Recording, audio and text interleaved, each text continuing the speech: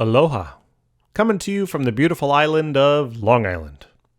Today we'd like to teach you how to find the mass percents of zinc, oxygen, and hydrogen in zinc hydroxide. First thing is we're going to find the total mass, then we can find those percents easy peasy. Bam, so the first step is we're going to write down the elements we see in the compound. So we've got zinc, oxygen, and hydrogen. Next is then to identify the number of atoms of each, and that's where the subscripts come into play. Now if you don't see a subscript there, just put in a 1. Okay, so we have 1 zinc, good.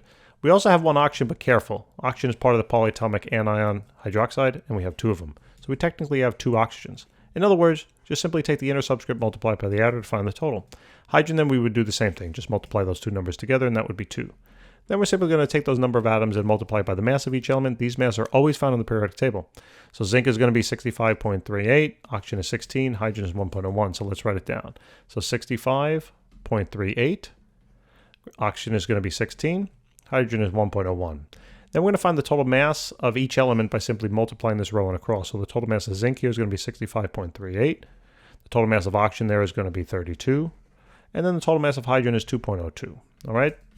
Total mass of the compound now is just simply found by adding up this particular column. It's as simple as that. And it's going to be 99.40. And there you have it, right? The total mass of the compound. That was the first step. Now what I'm going to do is I'm going to simply add a column to the table to help find those percentages. Watch. Bam. So to find the mass percent of zinc, simply take the total amount of zinc there, 65.38, divided then by the total mass of the compound. That's why we had to calculate that first. Then multiply that by 100. All right. When you do that calculation, it's simply going to work out to be 65.77%.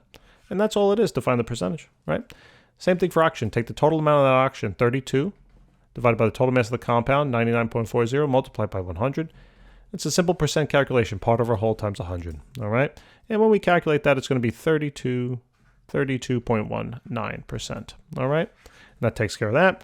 And then last but not least, we do the same thing for hydrogen. Total mass of the hydrogen, 2.02, divided by 99.40. Don't worry about the units. Not sure if I mentioned that yet, but they're going to cancel, so who cares?